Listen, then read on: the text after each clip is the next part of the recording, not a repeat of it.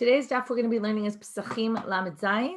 Today's daf is sponsored with a Hakarat Tov to Hashem by Shalom and Tina Lamb to celebrate their new granddaughter, Mindel Hodaya, Mindy, born to their children Ari and Shlomit Lamb, Mazal Tov, and by Yonatan Huber for Fuash Lema, for Basmat Bat Yardena and Shaul, and Nisim Ben Rosa and Machluf Malul. We're learning via Refuash Lema. I'll just remind everybody about our Circle of Friends campaign 2021. Many people have joined. Within the week, hopefully we'll get everybody's names up on the site. You can see all the people who've joined our Circle of Friends. I want to encourage those who haven't yet and people who haven't been able to do the Circle of Friends, which is $1 a day. It's basically a way to give Hadran more funds to be able to expand our programming and be able to continue our ongoing programming. And any contributions are acceptable. If Circle of Friends is too much, so give what you can. And please, I want to just encourage you to help us to be able to continue what we're doing.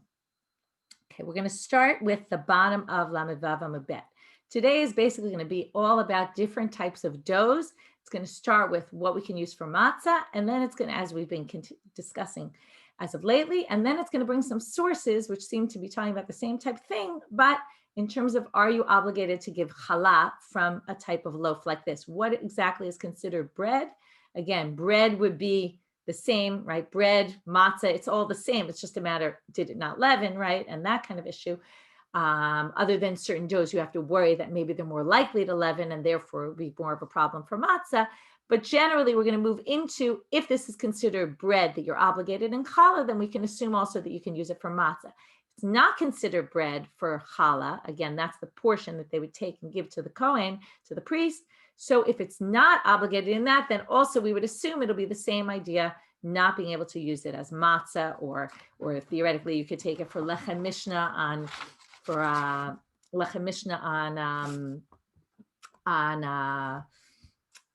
Shabbat. Okay, so that's all issues that come up.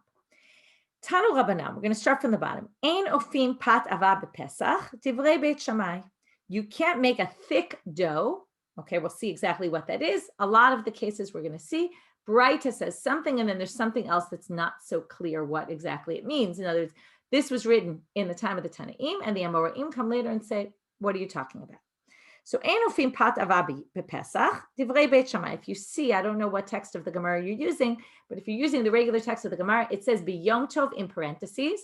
Parentheses means someone thought to correct it to this, but we don't, or the version they had said this and we should take it out. We shouldn't read it that way. And you're going to see later that eventually the Gemara is going to say this really means Yom Tov. But clearly, the source that was brought in the text here doesn't say Yom Tov, it says Pesach, otherwise the sugya makes no sense. So that's why they corrected it. It doesn't say Yom Tov here, but there's a reason why they thought it would be Yom Tov. So, ein ofim pat ava b'Pesach, divrei Beit Shammai. Ubeit Hillel mitirim, Beit Hillel say this is not a problem. V'kama pat ava, what exactly constitutes a thick dough? And then obviously it's going to be what's the issue? Amar Rav Huna tefach. Shekem matzinu b'lechem hapanim tefach. It can be a tefach thick. According to that, Beit Hillel says it's okay. Seemingly, if it's more than that, it's going to be a problem. What would be the issue? Will it leaven or not? Now, the lechem hapanim was the showbread they used in the temple. Even though it's called showbread, it wasn't really bread. It was matzah. Okay, it was because remember we talked about in the temple, nothing was chametz there really, other than the two exceptions to the rule, the lachmei todah, the breads. 10 of the breads that went with the todah, the thanks offering, and the shtei alechem, which was something that came specifically on Shavuot that they would bring. That was also, all of these were meal offerings. They're called minchas. They were all brought with chametz, but nothing else is, right? All the others are matzah, also the lechem hapanim, and yet it was a tefach thick. So that means if they weren't worried that was going to rise, then we're not worried on Pesach that our regular dough is not going to rise. To which Rav Yosef has a serious problem, and he's going to raise 5 issues. Okay, he's going to say 5 differences, and you can see it charted out on the sheet today. Matkef Rav Yosef. How can you possibly compare matzah to lechem hapanim? Now, the first obvious difference, you should have gotten this because we've already been discussing this a while. In the temple, they were extra careful. So you can't say that for every random person who's preparing their matzah. So you can't compare that there. Im amru bepat amela, yamru bepat she'ena amela. Second difference. The dough there, they kneaded many, many, many times. Okay, there's things that talk about 300 or 500. Okay, it was kneaded a lot. Now, when you knead something a lot, it actually prevents it a little bit from rising quickly. Okay, it kind of prevents, I don't know enough about how this works, but presumably, Sugya is assuming that if you knead it a lot, it's going to prevent it, I guess, because you're dealing with it, so you're preventing it at least momentarily from rising. But when it comes to, thanks, Bill, for overworking the gluten, that's one way to look at it. But with matzah, we don't do that. So therefore, it should be more of a problem. When it came to the lechem apanim, they baked it in an oven with very dry wood. We all know that dry wood, right? I go back to my pizza oven. When we use twigs that are wet, they don't really light up very well and they don't get as hot. But if you use dry wood, it's going to be much hotter. Whereas etzim lachim, when it comes to matzah, you can use any kind of, there's no special criteria about what exact wood you're supposed to be using. And then again, it might therefore rise. In the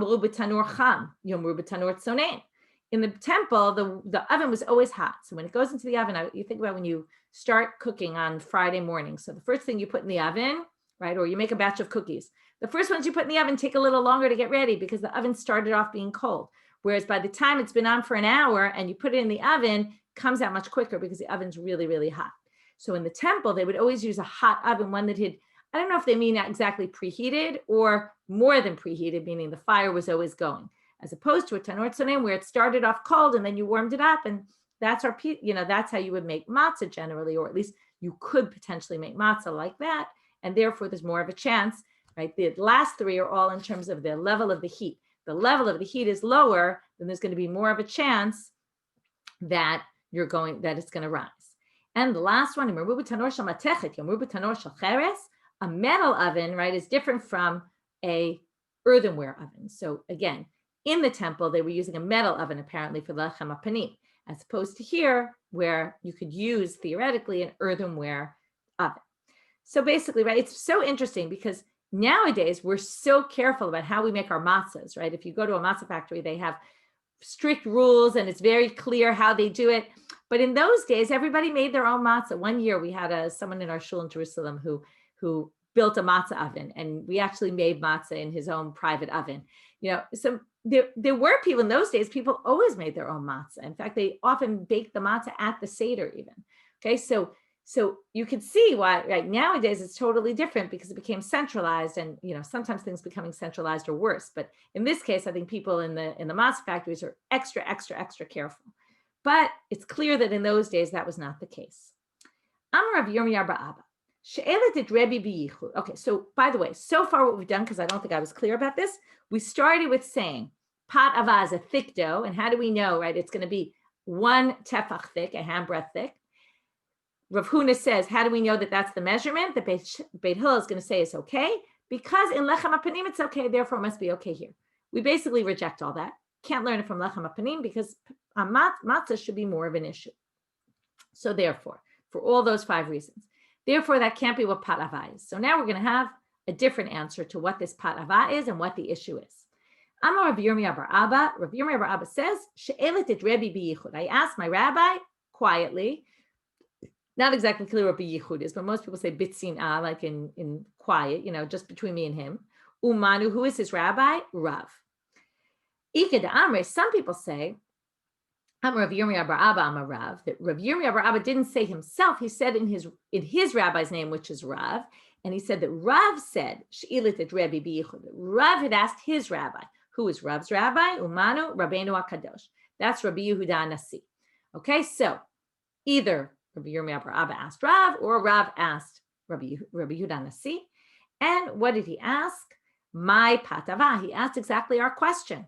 What is this pat ava? Pat miruba. He said, it's a huge dough. To make like a giant dough. Okay, now what could be the issue? The first thing is, why would it be called thick dough if it really means large dough? Okay, right? If you're going to say something, it's not exactly, I wouldn't call a large dough a thick dough. So why do you call it patava, right? Originally, we thought it's that when you prepare it, you make it thick, but that's not what it is. We're just talking about making a huge amount of dough, which we're going to see in a minute what could be the issue about it. So first they have to explain how we got from pat ava to pat meruba, or from pat meruba. Why do they call it pat ava? So they say mishum dinafisha belisha, because it's very large. When you try to knead it, it's very large and it's thick, right? You could call it thick. I wouldn't really call it thick, but you could theoretically call that thick. Alternatively, the pat meruba pat ava karule. They understood that they weren't living at the same time in the same place as the Tanaim. So it could be that's what they called it in those days. That's right. When you're stuck and you don't really have a good answers, maybe they use different language. My time. So now the question is, what's the reason why this would be a problem? And I see, Becky, you're asking what's the difference between the ashisha, right? So it's a good question. Now, ashisha seems to be one gigantic loaf. Okay, that's going to be different from this. Okay, what is this? Okay, their assumption is, and they're asking as a question, but I'll start with what their assumption is. What's the problem with a huge dough? First of all, when you make dough, I know for me, challah is not always the easiest thing to make, right? So if you make it, assuming you're not making a bread maker, right, but you're kneading it yourself. So if you make a small batch, it's very easy to knead. If you make a huge batch, the bigger your batch is, the harder it is. In fact, if I make a big batch, I often split it up and knead it separately because it's hard to deal with such a big dough. So they don't want, what's their issue? They don't want you spending a lot of energy and effort on Yom Tov. And what's the bigger issue? If you're making so much dough, likely you don't need it all for Yom Tov. And we're talking about Yom Tov. Remember, I told you it said Yom Tov and it took it out, but the idea is that really this is talking about Yom Tov.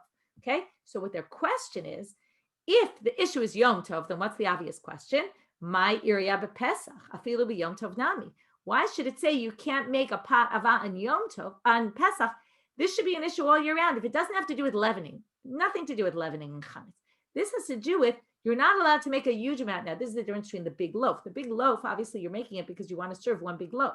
If you're making a huge dough to break up into many loaves and save some of them for tomorrow, you can't do that on Chag, right? You're not on Chag. We allow you to cook, but we allow you to cook for the holiday. We call this in Hebrew marbeh b'shiurim. You're adding extra for tomorrow. You're not allowed to do that, right? I cook during the week. Sometimes I try to cook extra so that the next day I don't have to cook.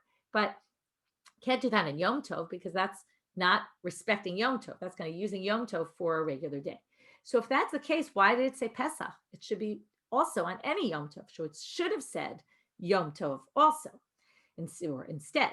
So the Gemara says, Inachinami. Really, that is what it is. It really is because of this extra burden that you're doing.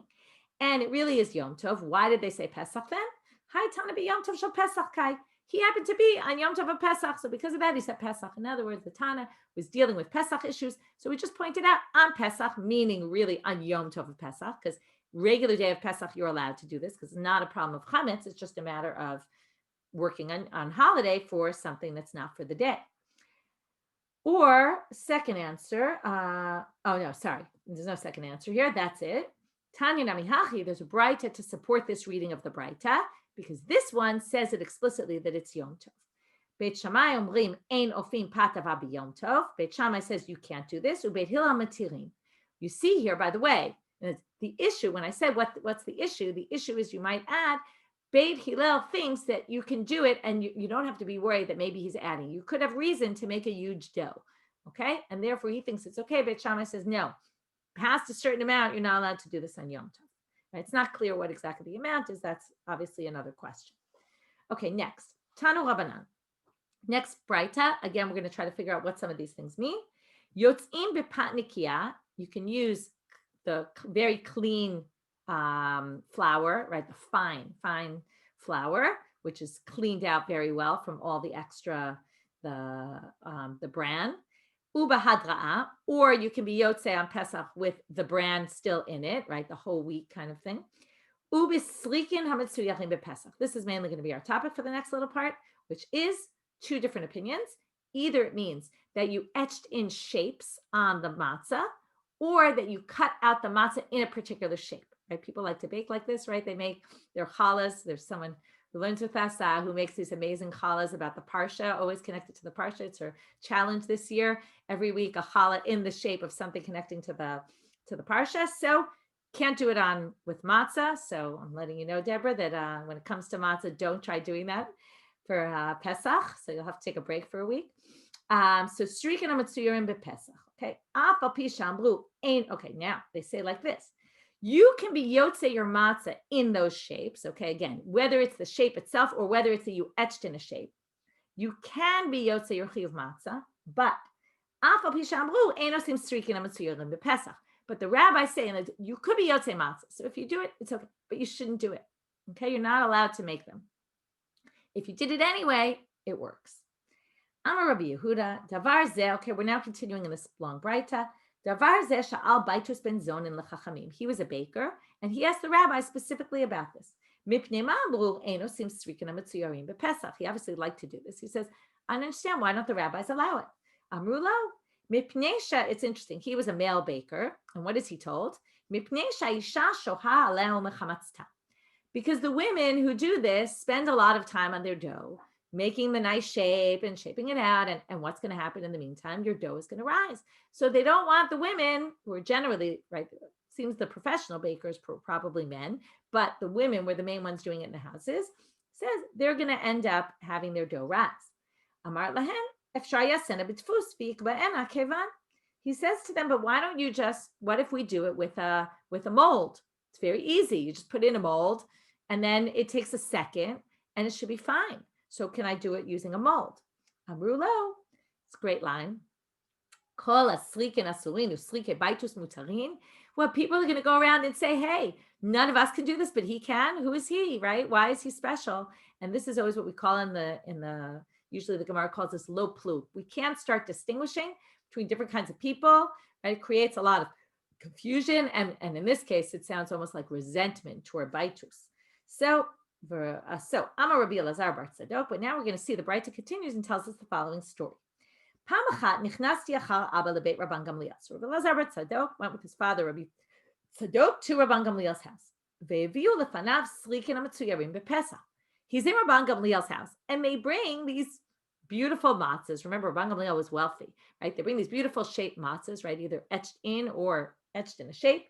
And what happens? Amarti, he whispers to his father. I mean, it's not clear if he whispers, says it out loud, but you can imagine he probably whispered to his father, Abba, lo kach amru chachamim, einu srin strikin hamitzuyarim bepesach. He looks at his father, he says, what's going on here? Don't they say you can't do this? How can we be in Rabban Gamliel's house and he's got this going on?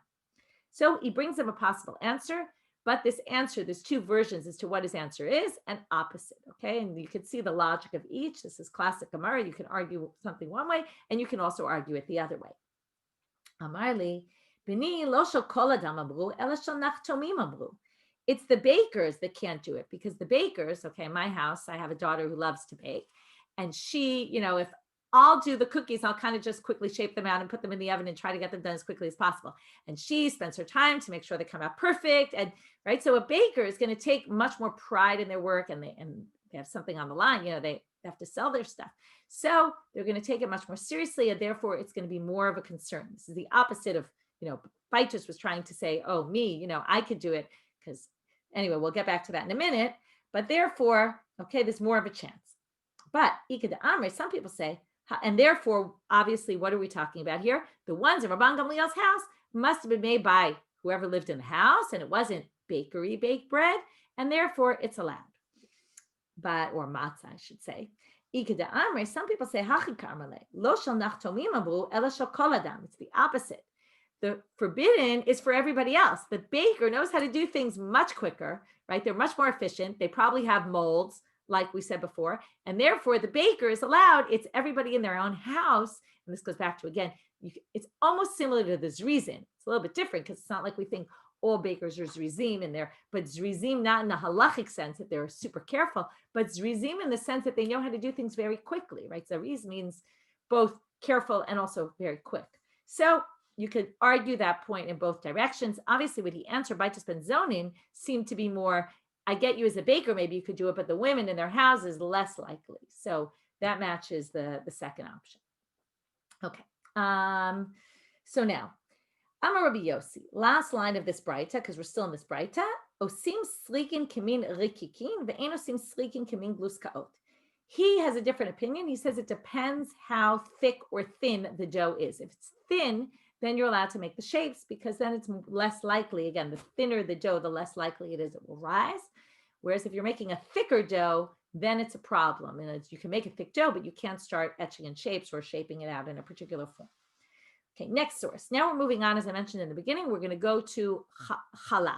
Okay, the chiyuv, when is something considered bread, that you have to take out challah for the kohen.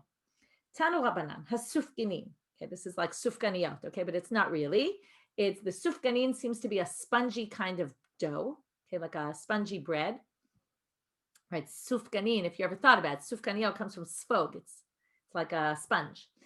V'haduv shenin, and ones that was made with honey. Okay, Rashi says it was mituganim bidvash. They're fried in honey. Ve'iskeritin.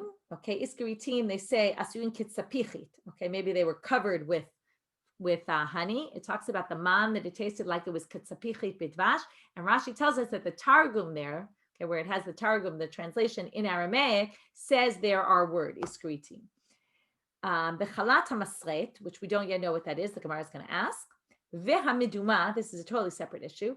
This is if you ended up with truma that fell in and got mixed up with regular non-truma food, that also is going to be exempt from challah because it partially, there's actually many different interpretations as to why, but one of the reasons is because it was partially, it was already belonging to the kohen, so it's not obligated in the challah because part of it belonged to the kohen.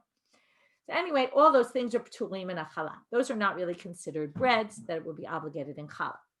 My chalat hamasret. So the Gemara first starts and says, what is this chalat hamasret? Amar Rabbi Yeshua ben Levi, zeh chalut shabale batim.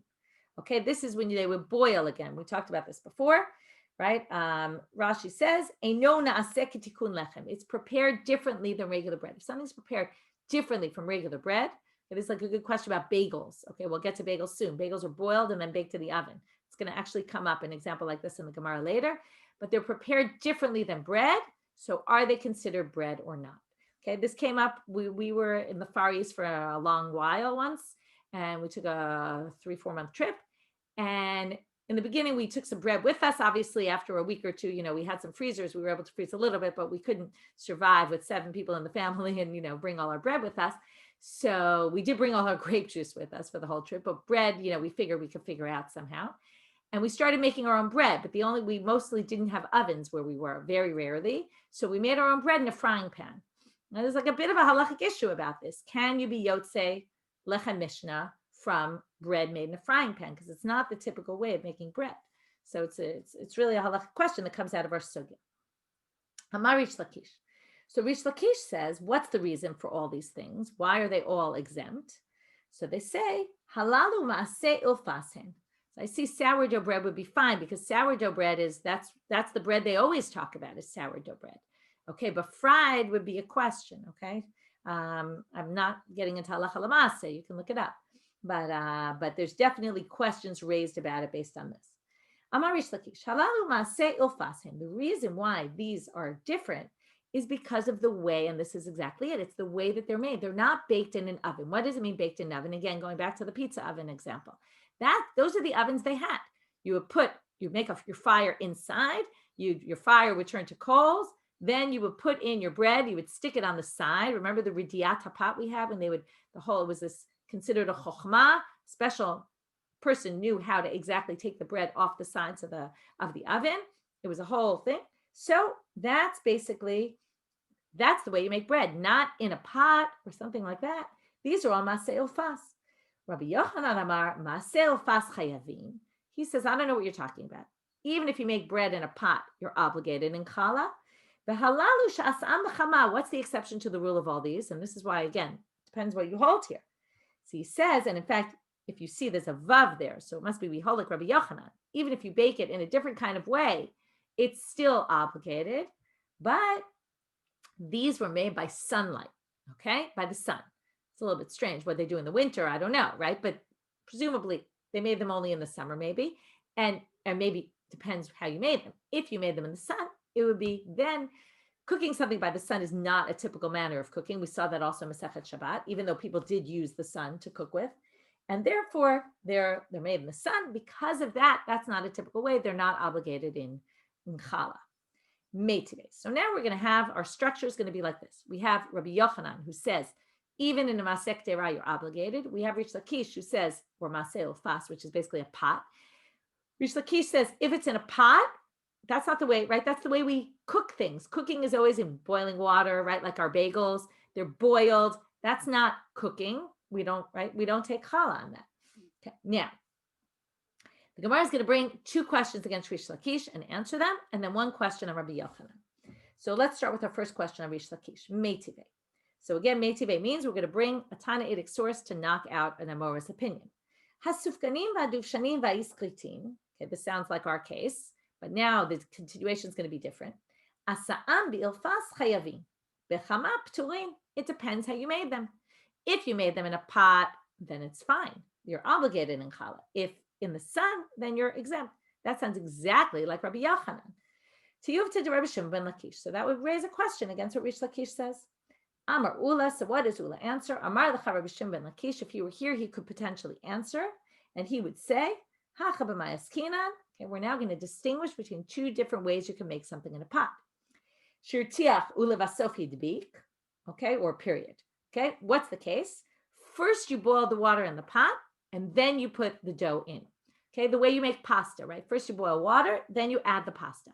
If you do it in that manner, that's similar to an oven, because in an oven, what do? First you put the fire, then you put the bread in. So if you're going to make it in that way, it's a little bit unclear when they use the lashon hidbik.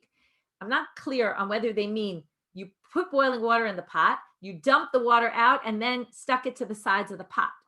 Or is hidbik maybe not meant literally, and it just means you threw it into the boiling water and you boiled it. Okay, it's not clear whether you're using the pot to bake it like bread or you're actually boiling it in water. It's not 100% clear. So anyway, that's what he says, that if you put it in that way, right, first you boil the water, then it's more similar to an oven, and then you'll be obligated. So now, so if you want to say then that if, let's say, you put the bread in first, okay, the way I make rice, put rice in, then I put water in, right? You put the rice in first, or other things you cook in this way. First you put the food in, then you add the water. If you do it in that way, that's really not the way you make bread, because you would never put your bread in your pizza oven first. Nothing would happen to it. It would be in the stick and it would be a mess. So therefore, hachanami diptulin. So now you want to say that's patur, right? That's basically what you're saying. That when Rish Lakish said masel fas is exempt, that's what he meant. Well, if that's the case, it doesn't make sense with the Tanaitic source. Aditani seifa asa'am b'chama pturin, right? That brighter we just brought said, if you make it in an ilfas, you're obligated. If in challah, if you make it in the sun, you're exempt. Now, what should you have said if that were really the case? What we just explained to Rish Lakish, liflok b'lini b'dida. It should have specified that in that brighter. Should have said, when are you obligated? If you boil the water first and then put it in. And it doesn't say that, so it must not mean that. In other words, that's very nice to say that that's what the Braita says, but that's not what the Braita says. So what's the Gemara's classic answer? It's missing words, and this is how you should read it. And this makes more sense in the sense of and that's why I kind of asked it at the beginning. They're talking about that these things are made by sunlight, but you really can only use sunlight to cook things only certain times of year and in certain places. So anyway, they say this must be the way it was read. Really meant to say this, okay? It's just missing words, which is common. The Braitot, sometimes things got cut off somehow. They were memorizing them. So it really means to say, if you boiled it and then stuck the bread in, then you'd be obligated.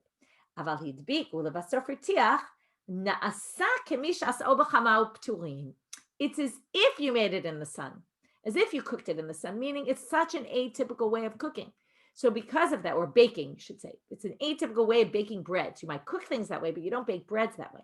So you're not going to be obligated in challah if you do it that way. Okay, so that's how they explained it, and that explains better the sun. It's not that they're actually baking it in the sun. It's as if they baked it in the sun. That's the idea. So that was the first question against Rish Lakish, and we came up with an answer. Again, it was maybe not the greatest answer because we have to start changing the words and saying it really doesn't mean what it seems to, right? It doesn't really say what it seems to say, but that's done, so it's okay. Tashma, next source. Yotzim b'matzah hina u'b'matzah suya b'ilfas. You can be yotzei. Okay, now we're moving to, now you see the connection, right? Again, it's going to be the same idea for matzah. You can be yotze with matzah hina, which we don't yet know what it is, and with matzah that's cooked in, that's basically cooked it or baked in a pot. Okay, so what do you see here? Sounds like in a pot it would count as matzah. You'd be obligated in challah, right? It's all connected. So hachanami shirtiach. Oh, we could just simply answer the same way we said there, which is we mean if you did it in the following manner, right? If first you heated everything up and then you moved it to then you put the bread, the dough into the hot water or the hot pot, again, depending on how you understand. My matzahina, what is this matzahina now that we mentioned? Now we're just off on a tangent.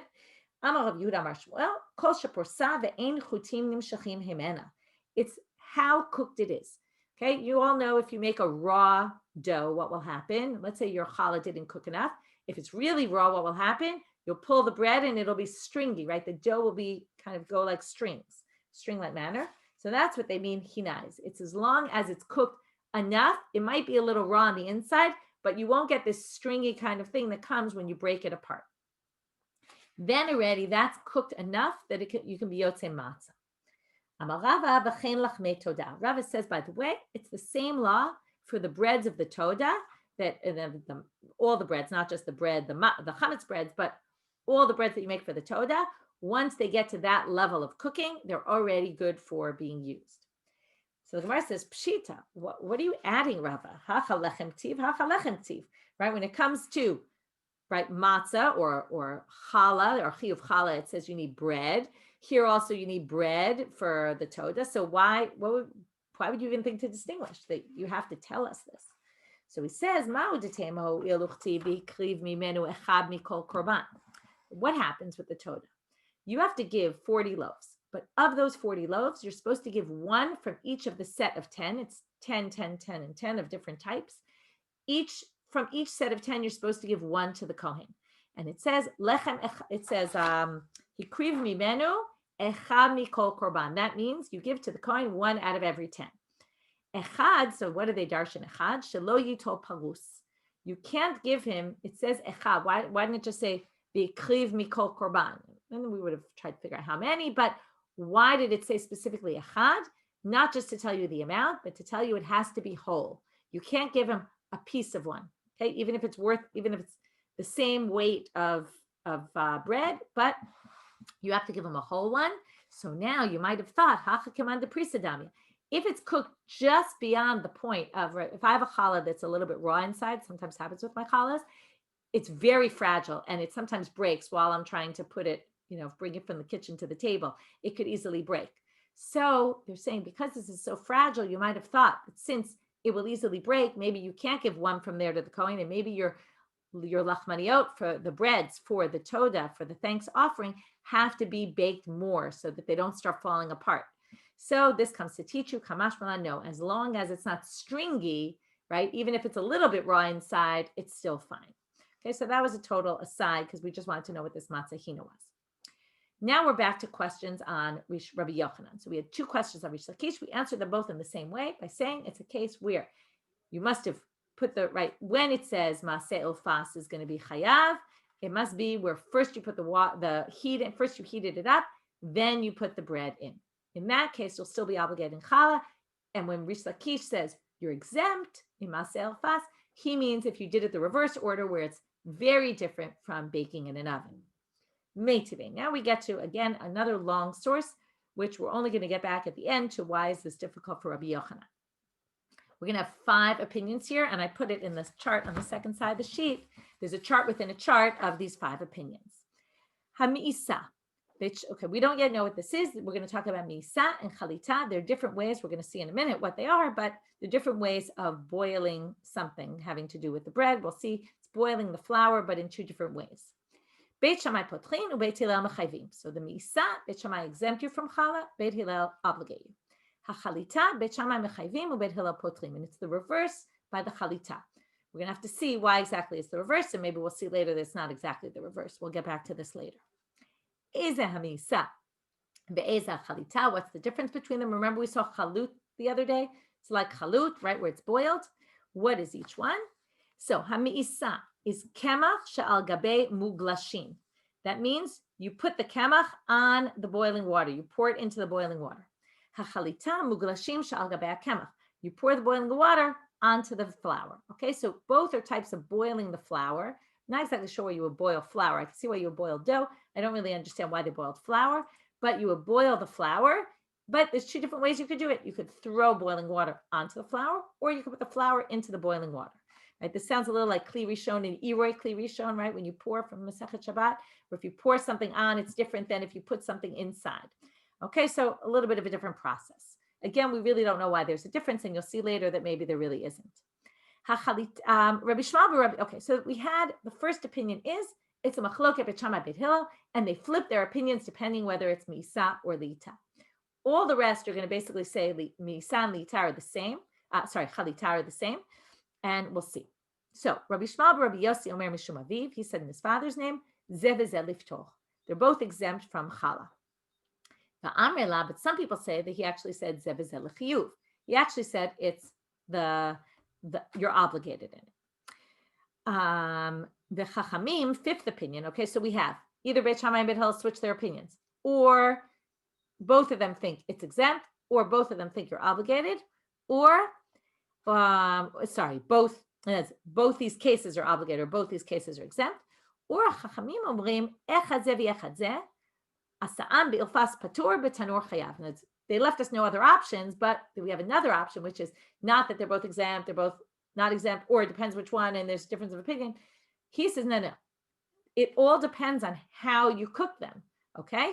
Did you cook them in an ilfas, or did you cook them in an oven? If you cook them in a pot, they're going to be exempt. If you put them in an oven, they're going to be obligated. This already, okay, we're going to not get to this right away, but this is our question, Rabbi Yochanan. This clearly seems to say ilfas is going to be patur. That matches Rish Lakish 100%. So we're going to have a problem that the Chachamim don't fit in at all with Rabbi Yochanan. So now the Gemara first wants to deal with this Braita.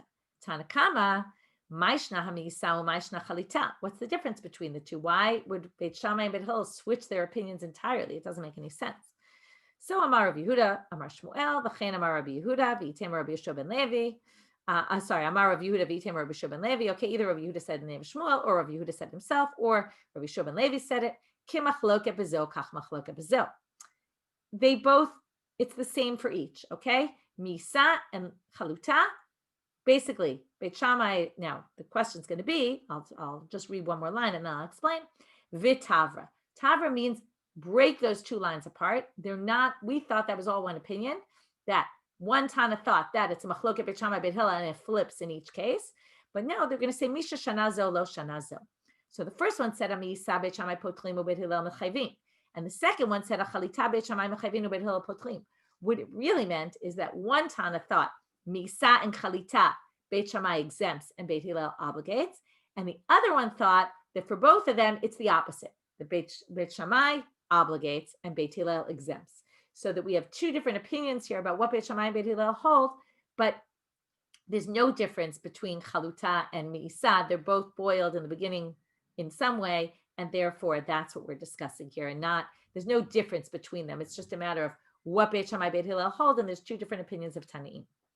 Okay, they don't like to do this, where they say one line that seems to be the same person is really said by two different people, but when they're stuck and it makes no sense, because this really makes no sense, why would they switch their opinions entirely? So therefore they explain it in this way. But in any case, why did we get here? And the Gemara reminds us, Katane Miyah, but in any case, it says in this Braita, back to our topic, Chachamim omrim, echad zeh ve'echad zeh, asa'am be'ilfas patur betanur chayav. In any case, what does it say here? Ilfas is patur.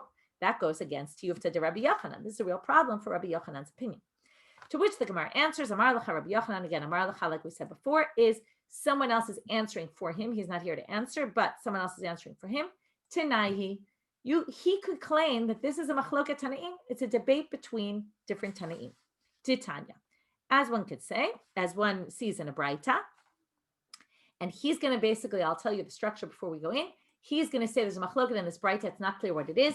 It must be, this is the machloket. And then if you're in a Mora and some Tanaitic source disagrees with you, like the previous one, you could say, oh, that's not a problem because there's a debate among Tanaim about this. And I hold like that one. And this one holds, right? And someone else holds like, and it's the one you quoted me holds like the other one. And therefore I'm good.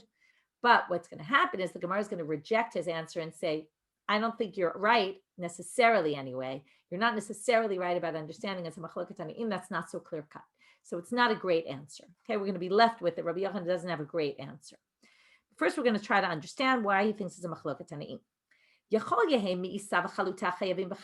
might have thought that these two things are obligated to take challah from them. Talmud lomar lechem. It says lechem, and these are not, it's not what you call bread, right? This is the whole question. Do you call this bread or do you not call it bread? That's also what's interesting here is that's part of the factor. So maybe it's not necessarily, right, how you bake it maybe affects whether people call it bread or not, right? Like pasta is made from flour and water, but nobody calls pasta bread. Right? There's a whole question about certain things. If you eat certain mazzona things that are made of flour and water and you eat them in large quantities, you actually have to wash on them. It's another question that is a little bit connected here. But nobody calls that bread. Rabbi Yehuda Omer, ein lechem ela ha'afoy b'tanur. He says the only thing that's called lechem is something baked in the oven. Now, really, if you look at this braita, Rabbi Yehuda hainu tanakama. Rabbi Yehuda seems to be saying the same thing as Tanakava. They both basically say something that's not called bread isn't bread, right? And you don't take challah on it. So what's the difference? Elalav maseh ulfas ikabenayu must be, and that's their answer for Rabbi Yochanan. It must be that they disagree about the ilfas. Tanakama savar maseh ulfas chayavim. Rabbi Yehuda savar maseh ulfas pturim. Rabbi Yehuda specified only things baked in an oven. That sounds like only things baked in an oven and not in a pot. Whereas Tanakama must think, even if it's baked in a pot, if people call it bread, then it's fine. Lo, Gemara says no, you can't necessarily, and that again, that was the answer. Here you see machloket tanaim, and Rabbi Yochanan holds like Rabbi Yehuda. So now they say lo, that's not necessarily the debate between them. To kule alma masel fas pturim, and this sounds more like a bagel. Their machloket is if you after you boil it, you then put it in the oven. De Tanakama savar kevan shechazar va'afa'o b'tanur lechem krinabe. Because you then put it in the oven, it becomes called bread. Now, it might not be like bagels because here they were talking about boiling the flour, right? We boil the dough in bagels, not boil the flour. So it's a little bit different. But anyway, they say since you eventually baked it in the oven, it's called bread. The Rabbi Yehuda, when he says it's only betanor, only in an oven, says ein lechem ela foi betanor meikara. Has to be from the beginning it was in an oven. Kevan to meikara lav betanor afya lav lechemhu. And he would think that's not bread. Even if you ultimately bake it in the oven, since you didn't start the cooking process in the oven, it's not considered bread. So in the end, they say you can't learn from here to Rabbi Yochanan. And then Amarava, my time to Rabbi Yehuda. Now we're just trying to get, where do we get Rabbi Yehuda? This is one of these great psukim. Dichtiv in the curses, when it says what's going to happen to the Jewish people at the end of Sefer Vayikra, there's curses also at the end of Sefer Dvarim. And the ones in Vayikra, it starts to say what's one of the terrible curses that are going to happen. Afu eser nashim lachmechem betanur echad. 10 women are going to break their bread in one oven, right? Try to imagine cooking for Shabbat with 10 of your friends with one oven. Good luck, right? So they basically say that's going to be the curse. What do you see from this, though? Bitanor echad. What did they say here? Lechem afoy bitanor echad karoi lechem. Again, it's a drasha on the word echad. Only bread cooked in an oven, only an oven, right, is called bread. V'she'en afoy bitanor echad eno karoi lechem. If it's cooked in an oven and boiled first in water on a flame, that's something different. Okay, last thing for today, we're going to have a scenario where Rabbi and Rabbi Yosef, Yatav Rabbi Rabbi Yosef, Achorei Rabbi Zera, they're sitting behind Rabbi Zera, the Yatav Rabbi Zera kamei de Ula. He's sitting before Ula. So they want to pass on a question through Rabbi Zera to Ula. And each one is going to have a question, and to each one, Rabbi Zera is going to say, I'm not asking Ula that. The answer is obvious. So Ba'amine me Ula. Amar le Rabbi le Rabbi Zera. First, Rabbi says to Rabbi Zera, Ba'amine me Ula. Go ask Ula, he'd bik mi b'fnim v'irtiach mi b'chutz ma'u. What if your bread is inside and your flame is on the outside of the pot? What's the case? Amarle, my amale, iaminale, and it's why would I ask him this? If I'm going to ask him, Amarle, hey miu ma'aseh ulfas. That's exactly ma'aseh ulfas that the Rish Lakish and Rabbi Yochanan have been debating. In other words, don't ask me that question. We know what that is. It's a debate. Amarle Rav Yosef le Rabbi Zera. Ba'amine me'ula, ask him the question. He'd beat me b'fnim va'avukat kenegdo mahu. Now he tries to say maybe there's a bit of a difference between a regular case where you're heating up a pot somehow on the outside and there's food on the inside. But what if the flame is directly aimed toward the food? Okay, the way we would cook on our kiraim, right, on our burners. We have the flame at the bottom and the food is right there next to it, right? So if it's up against, maybe that's similar to an oven where the heating element is right next to the food. right? It's much more direct than, let's say, I just warmed up the pot with fire on the bottom, let's say, and I cooked the bread on the sides of the pot. That would be different. That it's more indirect heat. So they're saying, what if you do it direct heat? Would that be like an oven? Maybe that wouldn't be maseh ilfas. So can you ask him that? Amarle, so he says, also, I'm not going to ask him that. My emale. This is a very interesting answer. Diaminale, amarli, rovanim osimken. That's the way all the poor people cook their food. Why do poor people cook their food that way? They don't have enough firewood, so they want to cook their food quickly, so they do it much more directly. Why do people not cook that way, rich people? Because they'd rather cook their food slowly, right? And direct cooking works better. You don't burn your food, right? But the poor people do it this way, which means that's basically what he's saying, which is interesting, that since most poor people cook this way, that's the typical way of cooking, right? It's a matter of what's your perspective. Are the aniyim the rule or the exception to the rule? So that's basically your classic maseh kdera is like that. And therefore, it must be when they talked about this maseh ilfas, they were talking about exactly that case. And therefore, I'm not going to even ask him because, again, that's the classic machloket, Rabbi Yochanan Rish Lakish, and there's nothing specific to ask him. So we'll finish here for today. And again, like I said, this raises questions about what is considered bread, what do you chayav in challah, what can you obligated in matzah, right? What if it's fried? What if it's cooked in an atypical manner? Can you use it for lechem mishnah on Shabbat? All sorts of interesting questions come out of this stuff. Have a great day.